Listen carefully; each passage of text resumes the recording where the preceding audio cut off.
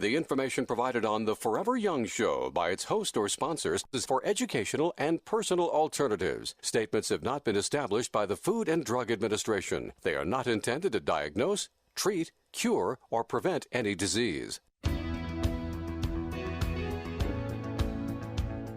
Welcome back to the second hour of the Forever Young Radio Show with host Carrie Nosler, health journalist and fitness enthusiast, who is joined by health educator and executive producer Kelly Capasola. But whatever road you choose, I'm right behind you, win or lose, forever young. And now, Forever Young. Forever. Hello, everyone. So glad you could join us today on the Forever Young Radio Show. If by chance you've just stumbled across our show on the dial for the first time today, our mission has been the same for the past 2 decades, and it's always to inform and educate every listener on healthier lifestyle options and good quality science-based information. Yeah, and if you'd like to learn more about the show, here's an easy way to do it. You visit the website, foreveryoungradio.com. That's foreveryoungradio.com. When you go there, you listen to past shows, you read great articles, and you make sure that you visit the weekly highlight page. Kelly puts a lot of work into that so that you get a play-by-play of everything we'll be discussing today. When you go there, look as well for the Facebook icon. And if you're so inclined, if you click it, you'll be part of our Facebook Forever Young family. Yeah, and we really appreciate that you take the time to follow our Facebook page, like and share the things we put on. It means a lot to Carrie and I, and we promise we'll keep adding great information for you all week long.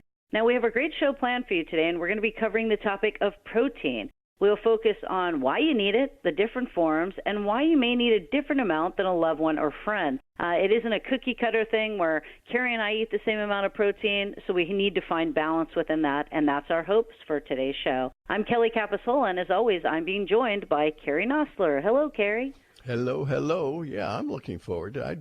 Anything you talk about protein, I know it's kind of a controversial subject to some, but not really if you look at the literature and you follow the studies. It becomes a lot clearer, and I'm sure that Amber, having the background that she does in health education, is going to help clear up a lot of those misconceptions. Oh, yeah. Our listeners are in for a very special treat. First-time guest, Lynn Vitale. She is so smart. I'm sure you've probably seen her on her YouTube videos or her years of education. She's been around this arena for a very, very long time. Now, before we get the show started, we have a great listener who tunes in every week and always gives us wonderful feedback. A little shout-out this week to the mayor of Kodo. Thank you for being a listener of the program and for all of your great support. Now, Carrie, we got to get started. When we say hello in the first segment of every hour, you share an article off Carrie's Corner for our listeners. What do you have for them in this hour? Very pertinent, Kelly, right now in terms of our history with the problems of diabetes in our society. And they looked at different diets that could help women with diabetes cut their heart attack and stroke risk. And when they looked at different eating patterns, they found that 2 particular kinds of programs, the Mediterranean diet and the blood pressure lowering DASH diet, both, according to this study, or at least according to the details that they got from the Women's Health Initiative, helped older women with type 2 diabetes ward off heart attacks, strokes, and related problems. Now, again, we know that type 2 diabetes, what you eat just to begin with, has an amazing effect on whether or not you will or will not get diabetes. And unfortunately, if that is the case, and that's part of what's happening, it's never too late to change what you eat in order to help the downstream problems that come from having this kind of imbalance in the body. They focused on data, as I said, from the Women's Health Initiative. This was a very long-term project. They looked at more than 5,800 women who had developed diabetes as adults, but reported no cardiovascular disease at the onset of the program. And then they looked at their eating patterns, and they found that, according to the an alternative so-called Mediterranean diet adapted for Western tastes and the dietary approach to stop hypertension. These were 2 of the programs that emerged as lowering the risk.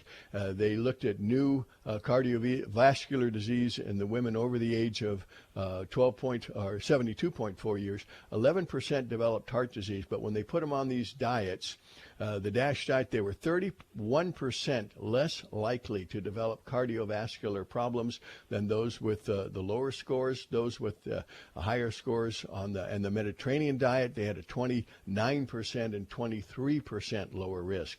Now, if you stay on those programs, it's quite conceivable. Not only are you lowering the risk for type 2 diabetes long term, but you're just going to improve your overall health. And some of those symptoms of type 2 diabetes might go away as well, or at least be greatly improved. So including more vegetables, fruits, legumes, nuts, whole grains if you eat them, lean protein in fish, and the right kinds of fats in the diet. These are the guidelines that helped people put together the kinds of programs that can help to mitigate some of the long-term effects from the problem with type 2 diabetes. It's a national emergency.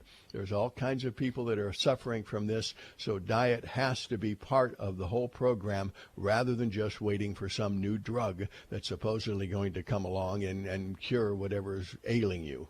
You always find the best research and articles, Carrie, because this is something that so many people can benefit from, making these changes and reading this article. You can go and read this wonderful article at foreveryoungradio.com. Again, that's foreveryoungradio.com. Just click on Carrie's Corner. We have tons there. Carrie and I joke you can almost have your own degree just by reading the amount of articles he has posted there. So check it out at your leisure. We will be right back after the break to discuss more on your health with very special guest, Lynn Vitale. All over the world, everybody, join in, start a love train, love train. I get wings to fly, oh, I'm alive. Howdy, my friends, and welcome to Forever Young. Carrie Nosler, along with Kelly Caposola, and our special guest today, Lynn Vitale. Amber obtained a BA in 1994 from Colorado College. Went on to pursue her passion in bodywork and nutrition, took massage training, and that started in 1996 at the Alchemy Institute for the Healing Arts, continued with postgraduate studies at Ohio University in osteopathy, became a licensed certified nutritionist through American Health Sciences University, National Institute for Nutritional Education in 2000, and then went on to study Ayurvedic medicine, touching all bases here. Amber is a contributing writer for Holistic Primary Care News, for Health and Healing and Remedies and Taste for Life, Lifestyle Inc. publications, leading in-store natural, organic, and wellness magazines. I'm sure everyone who's ever been to a store have seen them. She's also provided video educational content for the Health and Nutrition virtual show and also the Taste for Life blog.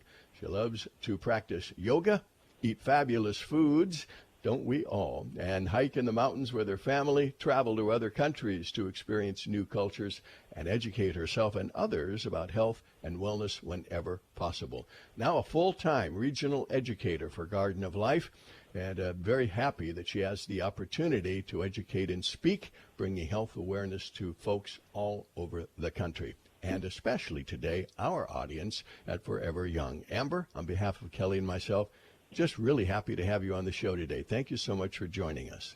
Thank you both so much. We followed your work. You have wonderful things on YouTube as well. We encourage people to go and check out. We'll give them some information about that. But Carrie and I are always curious when we talk to somebody for the first time on our program of what first interested you in the path that led you down to health.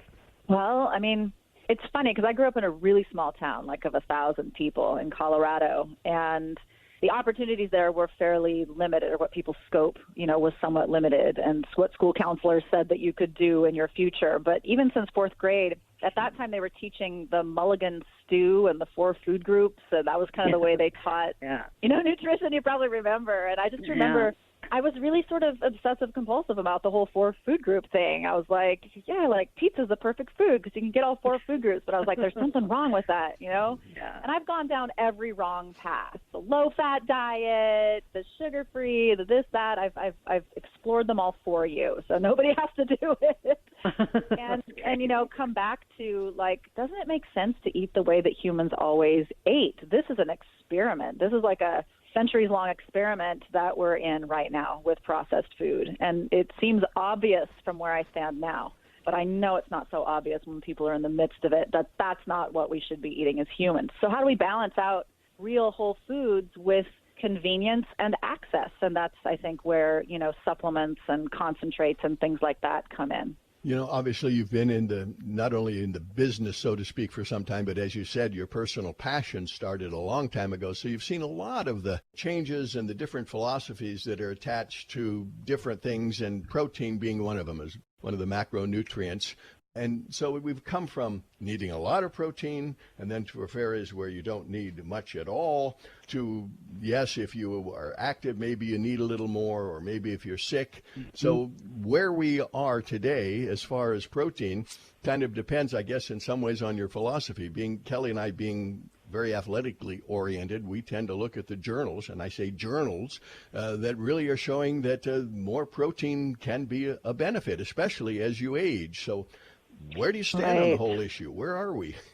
Well, again, I've gone down all those roads, and I'm sure you all have as well. I mean, here we've got some veterans in this world of health and wellness. And, it was every time I watched a horrific documentary on, stockyards and animal treatment and slaughterhouses, of course, I would go vegetarian. And not knowing how to do it, I had no idea. I knew, I had hypoglycemic episodes or maybe adrenal insufficiency episodes ever since I was a kid. And so I kind of knew that you needed protein, but I didn't really get it. And my health went through the toilet. It just went downhill like crazy because I didn't do it right. And I learned all my lessons the hard way. When I decided to travel out of the country, and I had been going through pre-med and medical school type stuff, and I knew from all of my research on communicable diseases and infectious diseases that you don't have enough protein, that's who gets sick. And so I just gave it all up, and I ate what was in front of me, and I ate so much more protein than I was used to, and it was a turning point for me. I felt amazing, and I came back from that saying, wait a second, whether you decide to get it from plants or animals or a combination, we need it.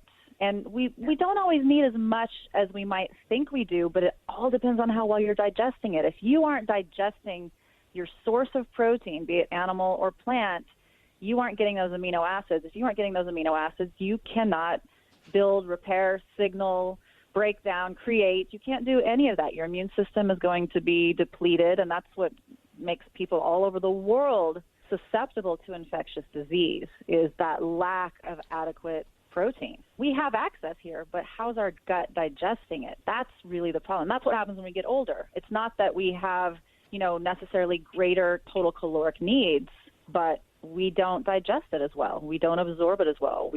Our enzymes aren't as functional. Right, and then I think that people are like, okay, well, I do need protein, and they have that light bulb moment go on. Maybe I'm not eating enough, and then they start becoming a label reader, which, again, you don't always need to eat food with a label to figure out how much protein or carbs or anything you're getting in. There's tons of different apps out there that you can base your macros on, that you can scan your foods, that you can put in your food, that will really give you a nice indication of the balance of what you're striving to get each day. But when it comes to the protein, I think that is so confusing, because you could have a household of 5 people. Maybe you have, 2 kids that are athletes in high school. Maybe you have a younger one who's in 5th grade and does ballet. And then you have 2 adults that maybe have different exercise levels, or maybe one doesn't. And then you're trying to figure out as a family, how much protein are we supposed to get in? So I know it's very hard because every body is different. I think it's finding our way, and then first understanding the importance of protein, and then finding what works best for us as individuals to work it in. Yeah, I wish I could say for your audience that there's an easy answer. There's really not, but those apps are amazing. And I'm not somebody who I'll record something for like 2 days and then I get tired of it, so I'm not one of those people. But when I went on an app, because I started the ketosis journey in May, and so I needed an app. And even I'm a nutritionist.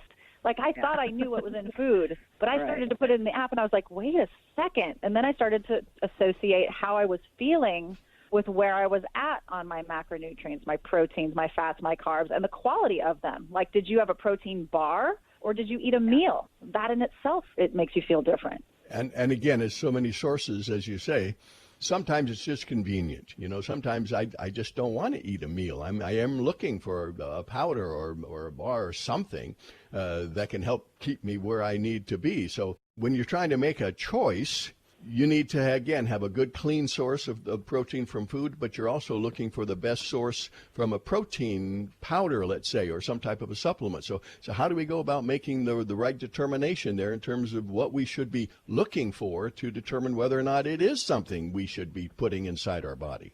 And that's so confusing, Carrie, right, for people because, number one, they might be like, oh, hemp seed protein, that sounds like a great idea. Oh, this one's organic, non-GMO product verified, that's great, even if they even know to look for that kind of clean sourcing. But the average person doesn't really understand what this concept of complete protein is. And as I really started to look at ancestral eating and nose to tail eating, and this idea that as humans, when we ate animal products, we usually ultimately, within a week or a month, we ate the whole animal. At some point, we got all those parts. And now today in modern society, we don't do that. So even where in nutrition, they've been prone to saying animal protein, dairy proteins, they're complete proteins.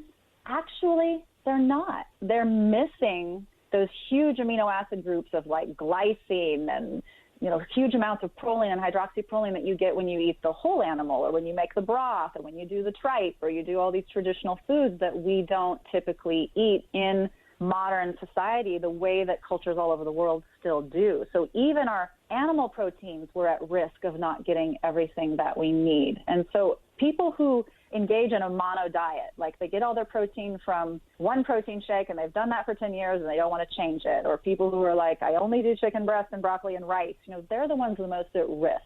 And those who just say, I always have tofu and quinoa, that's great. But if you don't have a diversity of foods, you're likely to be missing something. So, the best advice I could give to people, whether you're vegan, vegetarian, or omnivore, is diversity. Over the course of a week, make sure you're consuming multiple sources, right? Yeah, I think that's so valuable. And when we come back, we're going to talk a little bit more. Even if we do opt to maybe, rely primarily on some type of a protein drink or a shake or something like that, we need to educate the listeners that the majority of them on the market have synthetic ingredients, fillers, artificial sweeteners. We need to prepare ourselves on how to make an educated decision for not only ourselves, but our family as well when we're trying to add more protein within our life. So you can visit our weekly highlight page at foreveryoungradio.com. Again, foreveryoungradio.com. You can learn more information on our very special guest today, Lynn Vitale, and we'll be right back to discuss more on your health. Stick around.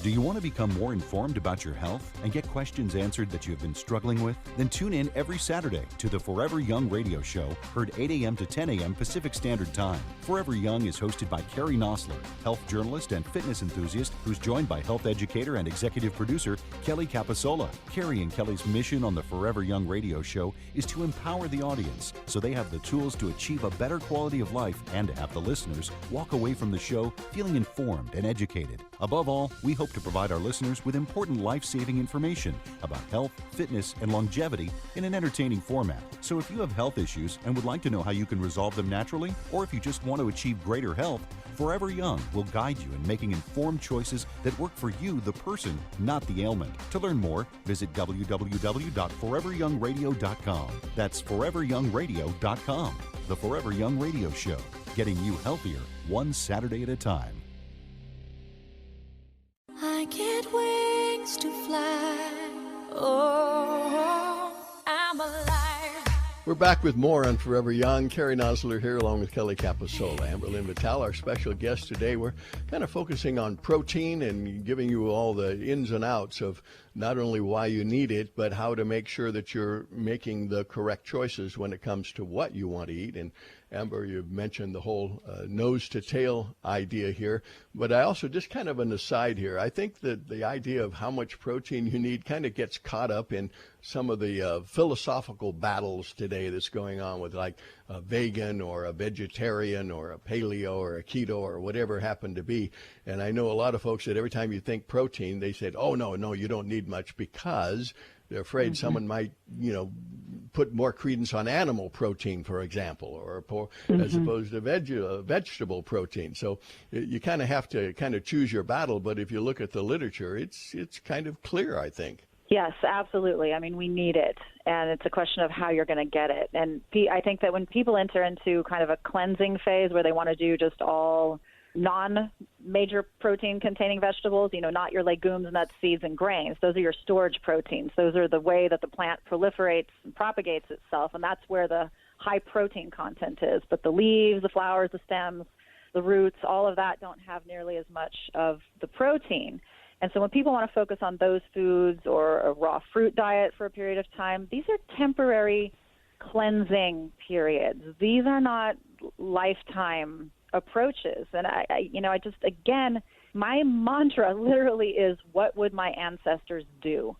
Whoever you are, wherever your people are from, wherever you fantasize that you were from, whatever, just think back to that. Never before in human history have we had the luxury to even think about not eating animals or insects or whatever we could get our hands on.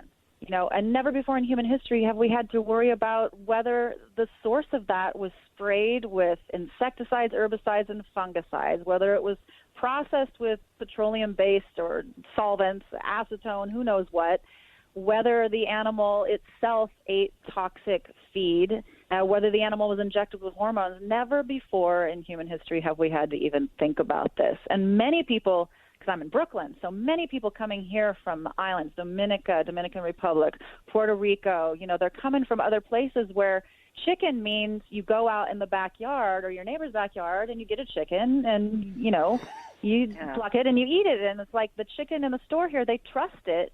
If they've not been taught better, they don't even know that there's hormones, antibiotics, arsenic, not to mention whatever they're being fed. They don't know. And it's a huge contributor to chronic disease. Right, and the marketing and the labeling that's going in it.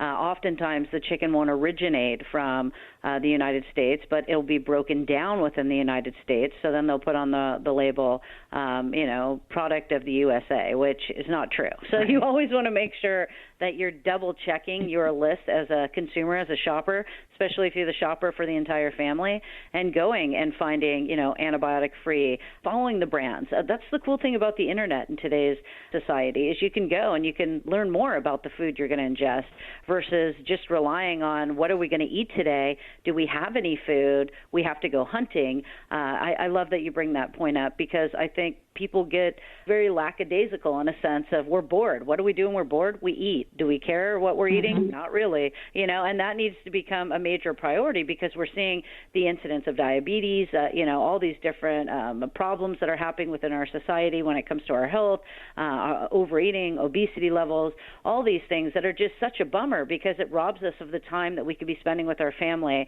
and experiencing really good things that we can do in life. And that's why we wanted to bring you on the show today, Amber, because at Garden of Life, you do things a lot differently when it comes to protein. So if you don't mind, give us a little bit of background when it comes to that, because it seems like you have something for everybody, and that's the cool part about it. We do have something for everybody, and the sourcing is crucial. The end result of total amino acid content, the profile, the ratios, everybody can replicate that. Any company can put that together one way or another and come out with the same numbers, but how it was made, how it was sourced, how it was grown. And I just ask people to consider this, a little thought experiment. If you just go out and you get, a little bit of a cup of rice, and it was conventionally grown, and it was sprayed with you don't know what, and sprayed with a fungicide before being transported to you from wherever in the world it came from, and you just have a cup of rice here and there, and that's one thing. But if it takes a Ziploc gallon bag of rice to make your scoop of brown rice protein powder, now how much rice are we talking about when you're looking at the concentration also of all the chemicals that were on that? And then if that becomes your protein powder day after day after day for your morning smoothie or your pre-workout or your post-workout, what is your total accumulation of toxins?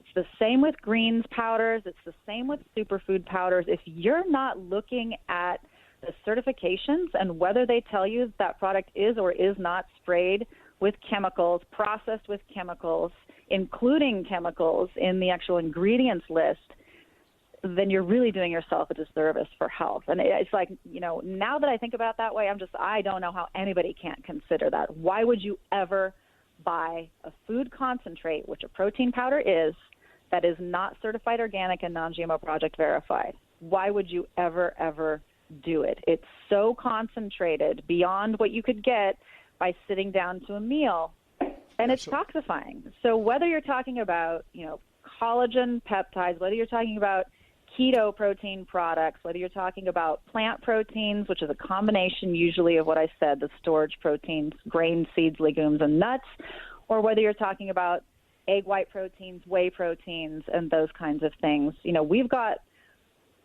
the spectrum, but all of them are sourced so that the original ingredients are clean and that the processing is clean, so there's no residues. Well, as you said, let's say you find the best thing, as you mentioned, all right, and you mentioned as well that it is a very concentrated source. So how do you put that in the context of your overall diet so that you don't have any unwanted ramifications from taking these very concentrated foods?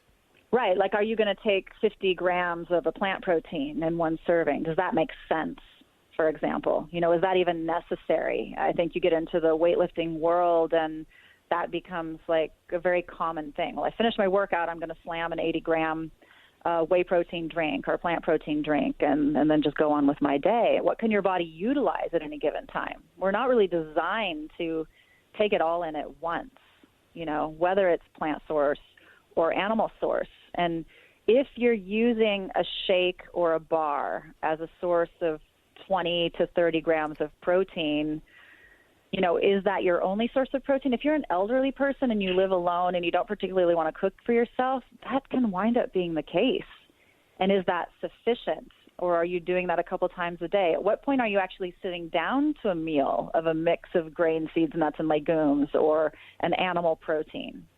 That's important. We don't want to forget that needs to be a part of the day. Supplement means supplement to something, supplement to fill a gap, supplement to improve or enhance or make something better.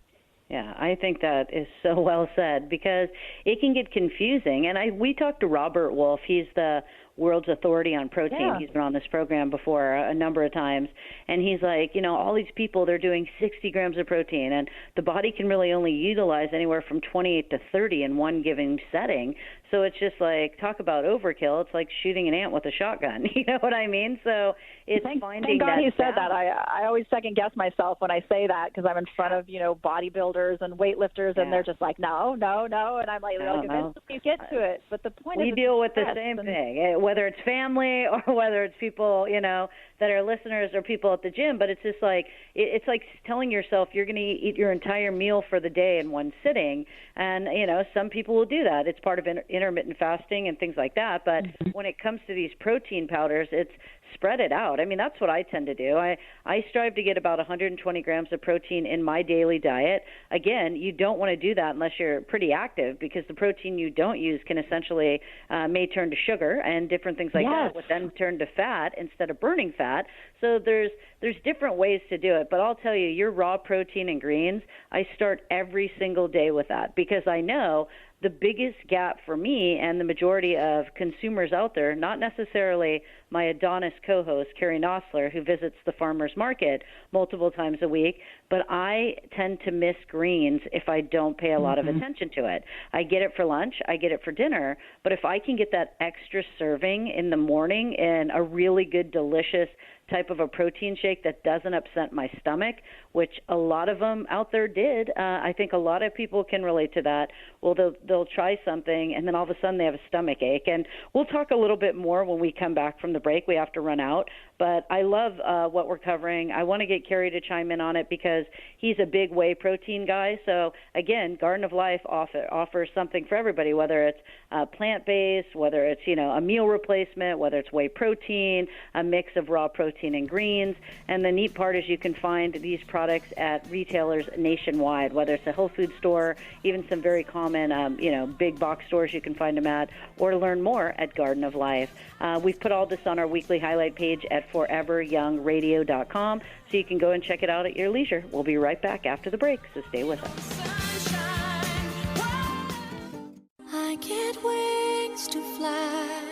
Oh, I'm alive. We're back with more on Forever Young. Carrie Nosler here and Kelly Caposola being joined by Lynn Vitale. Amber, again, a lot of folks are really down on all types of dairy products. And being aware of our individuality, I also know that in my particular body, with my background, for whatever reason, I do fine with dairy products. I like good quality yogurts and kefir.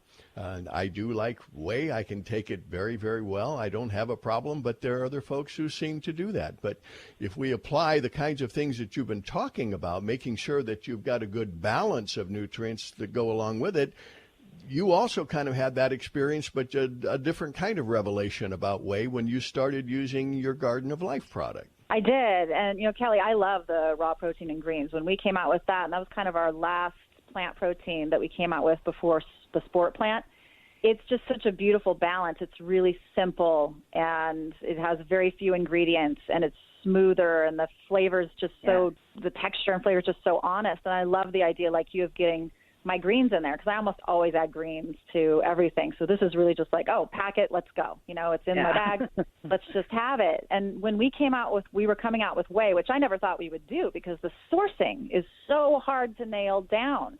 How do you get the option for grass feeding all year round? There's only a few places you can do that. So that's huge. And the formula that we came up with didn't show us using our enzyme blend. We use an enzyme blend of 13, a full spectrum of enzymes for fat, protein, and carb digestion, and everything that we do. All our plant proteins have that blend now. It's non-GMO project verified. And that's great. It contributes to the digestion. We're always using a probiotic blend as well. We came out with our Sport Whey, and it had the probiotics, but it didn't have the enzymes. And I thought, this isn't going to work for me, because my experience, like yours, was always a stomach ache or an irritation or a bloating or just something. So I started with our Sport Whey, and I have been in love with it ever since. I mean, who doesn't love chocolate milk? But a lot of people can't drink it. But that chocolate whey is like a thinner chocolate milk. If you mix it with an almond milk or something, it's thicker and creamier. I love it, and it's become a favorite in our household and works for our body and our activity level. Everybody is different. Everybody's different.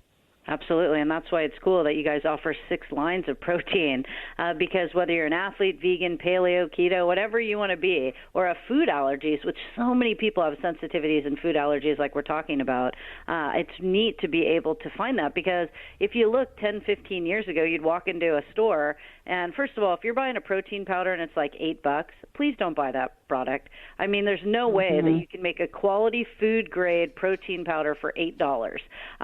There's going to be some binders in there. There's going to be some things you certainly don't want, and you could be doing more harm than good. So if you can't get the protein naturally through your food supply of good quality meals, this is a wonderful way to bridge the gap where we know it's USDA organic, which is important, and non-GMO, and these ingredients are verified. So that means that every ingredient, right, Amber, is fully traceable back to the seed and the farm it was growing on, which is just crazy. I mean, most companies wouldn't invest the time or the money to do that. Yeah, there's always in organic that 5% of things that are allowed of the weight of the product that are allowed by the National Organics Program, that a lot of companies, they might not be traceable. But for us, we are very traceable on every ingredient. And when it comes to cost, and people balk, they're like, oh, $45 for a tub of protein. Always, always, always, listeners, break it down to the cost per serving. Because when you see that our highest priced product is really $5 a serving, wouldn't you pay that for a mocha latte? Wouldn't you pay more than that for a juice or a smoothie? And if you break it down to that, you're paying more than that for a meal. And if you're looking at our keto meal or a raw meal, that's a meal for a lot of people. And that's totally affordable for so many people. I want to say, Amber, I really enjoyed the YouTube video I saw on you talking about collagen. I thought that was great.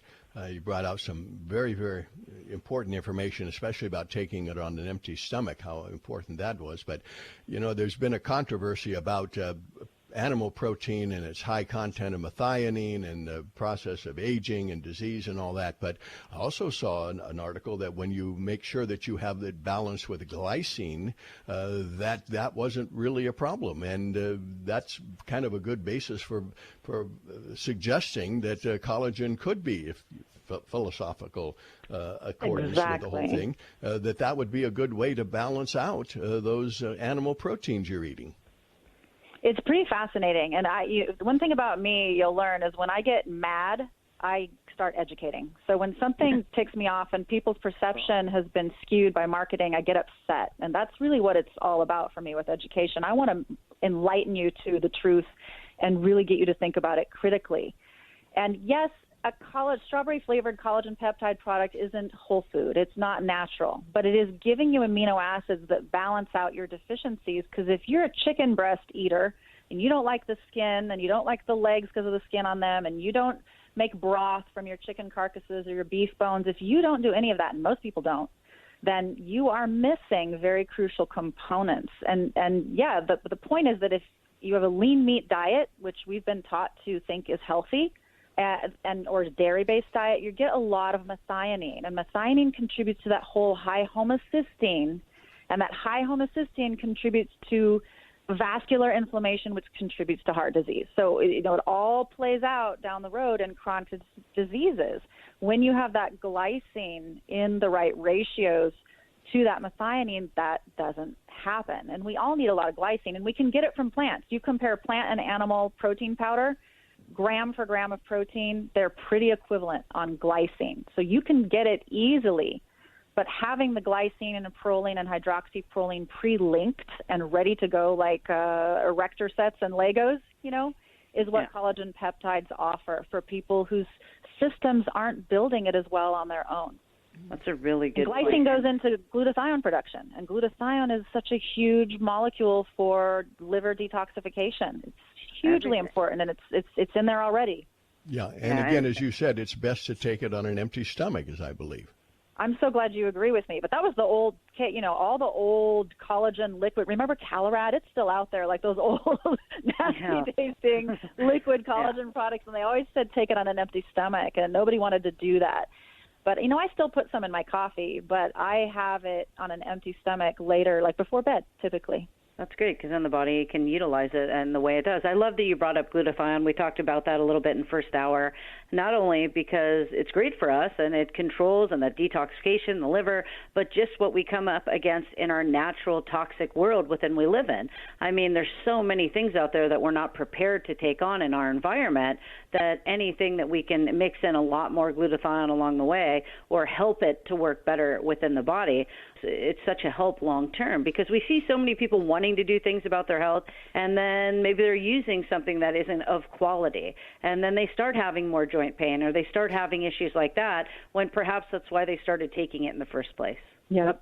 And I want to go back to what you were saying about too much protein compared to sugar. And I experienced that when I went keto, because originally I set my app with my protein ratio too high, and I was struggling to make that much protein. I think I had it at 150 grams, and I'm active, but I'm not like that active. Yeah. And I found I couldn't get into ketosis, and I was perplexed at first until a weightlifter said, maybe you're having too much protein, and I went back and looked at it all. And so protein is great when you need to feel full and curb your cravings. It supports the suppression of this ghrelin hunger hormone, right? But fat, you got to have that in your diet too, whether you have it with your protein or at a different time, but you got to have it as a satiation marker for the body. Just doing lean protein isn't going to cut it when you look at overall macronutrients.